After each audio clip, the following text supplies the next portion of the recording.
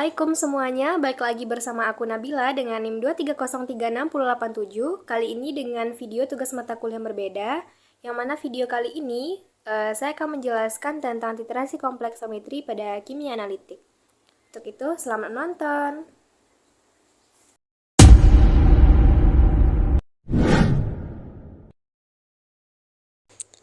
Untuk yang pertama, itu kita akan membahas mengenai prinsip dari titrasi kompleksometri itu sendiri, yang mana metode titrasi itu dasar reaksinya adalah reaksi pembentukan kompleks. Reaksi pembentukan kompleks ini terjadi antara ion logam dengan zat pembentuk kompleks atau disebut juga dengan ligan. Nah, ion logamnya itu bisa berupa senyawa-senyawa alkali, contohnya itu kalsium dan magnesium. Kemudian untuk senyawa ligannya, ligannya yang paling sering digunakan itu adalah ligan asam etil diamin tetraasetat atau biasa kita kenal dengan EDTA. Ligan itu adalah gugus molekul atau ion yang terikat pada ion logam. Jadi sebagian besar ligan itu bermuatan negatif ya, karena ion logamnya itu kan muatannya positif. Contohnya seperti ini, Ca2+ itu kan logam, dapat dilihat itu yang berwarna hijau, kemudian bereaksi dengan EDTA yang merupakan ligan. Nah, nantinya hasil reaksi dari kalsium atau logam dengan ligan ini akan membentuk senyawa kompleks di mana warnanya itu berbeda dari warna senyawa awalnya. Nah, jadi pada titrasi nanti titik akhir titrasinya itu biasanya ditandai dengan adanya perubahan warna. Oke, selanjutnya itu mengenai indikator kompleksometri. Nah, indikator yang digunakan pada kompleksometri, indikator ini nantinya akan membantu kita dalam menentukan titik akhir titrasi. Ada beberapa ya di sini. Jadi, biasanya indikator kompleksometri itu membentuk kompleks dengan ion logam pada rentang pH tertentu. Contohnya di situ ada murexit, xenol orange, EBT, dan calcein. Nah, untuk EBT itu baik digunakan pada rentang pH 7 sampai 11. Jadi pada pH ini indikatornya itu warna biru, tetapi ketika indikator membentuk kompleks dengan suatu logam, maka warnanya menjadi merah. Nah, ini gambaran di bawah itu merupakan struktur dari EBT tersebut. Oke, sekarang kita bahas mengenai ligan EDTA atau asam etilen diamin tetraasetat. Rumus umumnya adalah H4Y. Mengapa demikian? H4. Nah, H4, empatnya itu kan tetra ya, jadi di sini merupakan senyawa tetrapolik atau senyawa yang bisa berdisosiasi menjadi 4 tahap. Nah, ini strukturnya dapat dilihat itu ada tetraasetat, jadi asetatnya ada 4 ya maksudnya, etilen. Nah, etilennya itu yang CH2 yang berikatan dengan CH2, kemudian diamin, berarti ada 2 amin. Kalau di sini, nah itu yang N pada ujung-ujung itu. Kemudian berarti senyawa ini merupakan senyawa yang tetraprotik ya. Tetraprotik jadi bisa berdisosiasi menjadi 4 kali atau 4 tahap. Ini yang pertama, konstanta ionisasi asamnya itu dapat dilihat ya, itu H4Y. Konstanta ionisasinya itu ada 1 kali 10⁻², dan seterusnya. Kemudian dalam bentuk asam, EDTA ini sifatnya kurang larut dalam air, sehingga pada proses titrasi biasanya yang digunakan itu adalah dalam bentuk garamnya. Contohnya nih, adalah Na2H2Y. Nah, di sini jadi Na2-EDTA ya, berarti H2Y-nya itu diganti menjadi EDTA. Maka dia berubah menjadi Na2-EDTA. Nah, reaksi umum antara ion logam dengan EDTA ini adalah Mn+, ditambah H2Y2min menghasilkan MY N kurang 4 plus ditambah 2H plus. Nah, karena di sini hasil akhirnya itu dia melepaskan H plus, kalau misalkan melepaskan H plus, lama-kelamaan maka larutannya itu akan menjadi asam. Nah, untuk mencegah terjadinya penurunan pH atau larutannya ini menjadi asam, maka digunakanlah larutan buffer untuk menjaga nilai pH dalam proses titrasinya. Nah, di sini saya ambil gambar dari hasil pengamatan yang sudah saya lakukan. Itu awalnya di dalam Erlenmeyer itu ada logam, kemudian ditambah dengan EBT, sehingga logam dan EBT itu akan membentuk kompleks berwarna merah.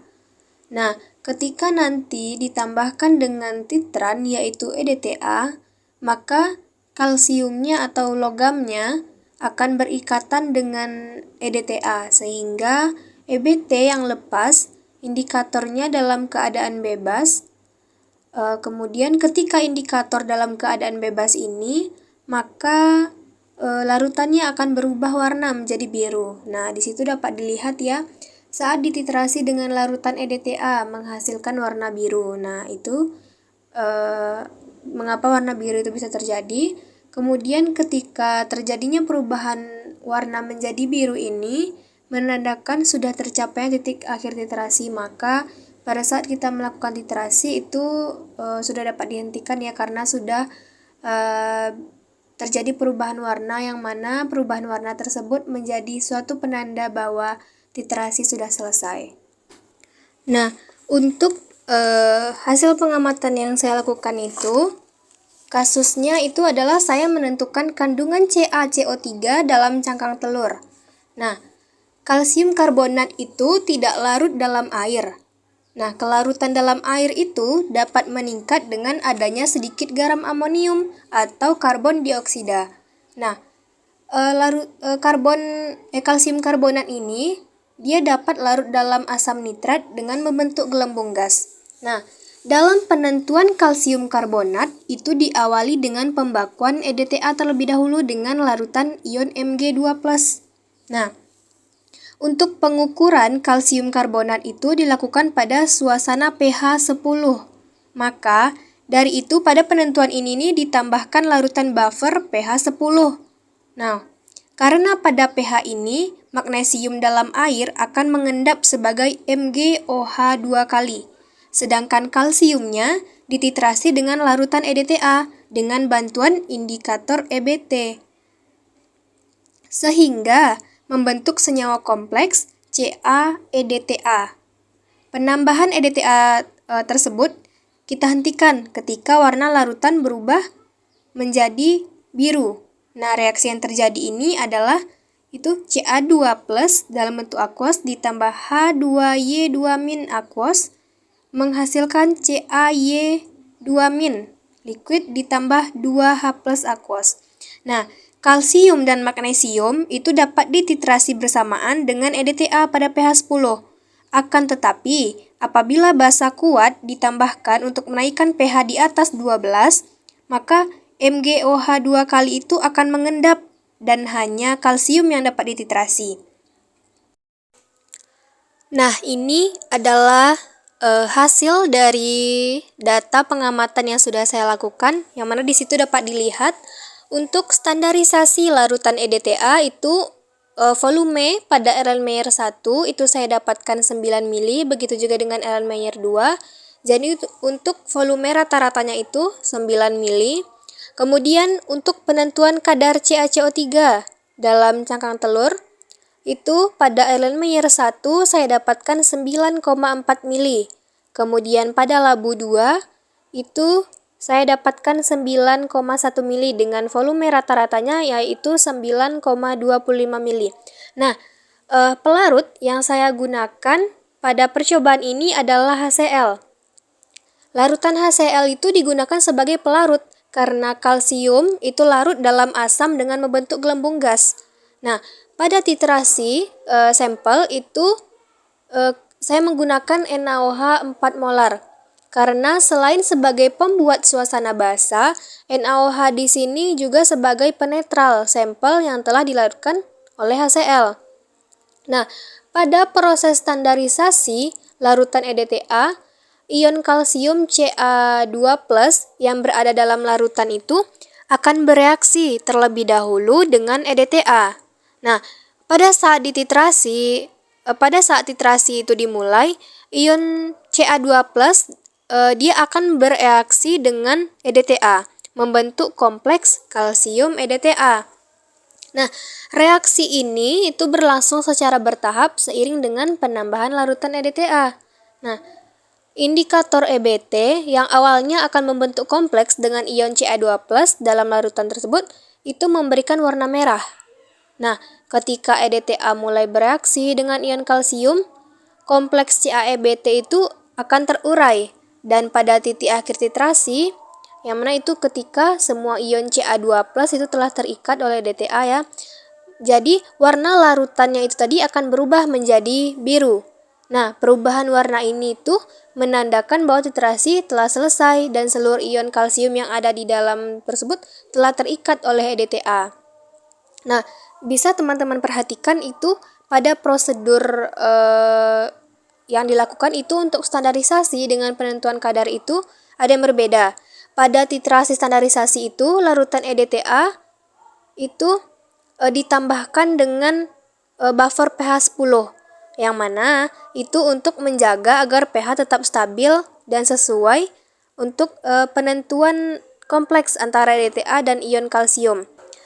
Nah, namun pada proses titrasi penentuan kadar CaCO3 itu, karena larutan kalsiumnya itu dihasilkan melalui pelarutan asam dan titrasi dilakukan pada pH yang sesuai secara alami, jadi penambahan buffer di sini tidak kita perlukan, tidak sama dengan pada prosedur untuk standarisasi EDTA.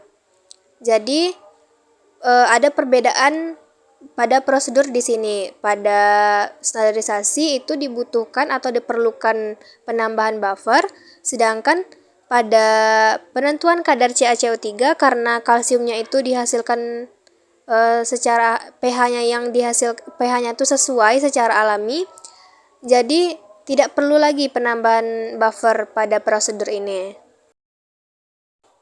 Nah, dari data yang sudah kita dapatkan tadi, jadi kita dapat menghitung, kita dapat menentukan kadar dari CaCO3 yang terkandung dalam kulit telur puyuh tersebut. Yang pertama, itu kita akan menghitung dulu standarisasi larutan EDTA-nya, yang mana kita akan menghitung konsentrasi dari EDTA yang kita gunakan. Di situ saya dapatkan EDTA-nya itu 0,01084 molar. Nah, kemudian kita dapat menghitung konsentrasi dari CaCO3, yang mana di situ saya mendapatkan hasilnya itu 0,020054 molar. Kemudian untuk menentukan persen dari CaCO3-nya itu saya mendapatkan sebesar 1,338%. Yang mana jika kita ubah CaCO3-nya dalam milimol itu mendapatkan 0,024732%. Oke, jadi di sini dapat kita simpulkan bahwa yang pertama, prinsip dari titrasi kompleksometri ini adalah didasarkan pada reaksi pembentukan kompleks antara ion logam dan ligan pengompleks seperti EDTA untuk membentuk senyawa kompleks yang stabil. Nah, yang kedua, kita ambil kesimpulan dari hasil praktikum tadi, itu setelah melakukan percobaan itu diketahui bahwa konsentrasi EDTA yang digunakan pada percobaan adalah 0,01084 molar dan kandungan CaCO3 yang terdapat pada kulit telur puyuh ternyata adalah 1,338%. Nah, teman-teman, itu tadi dia penjelasan mengenai titrasi kompleksometri yang dapat saya sampaikan. Semoga teman-teman yang menonton dan mendengarkan video ini dapat memahami materi tentang titrasi kompleksometri ini. Sekian video dari saya akhiri. Wassalamualaikum warahmatullahi wabarakatuh.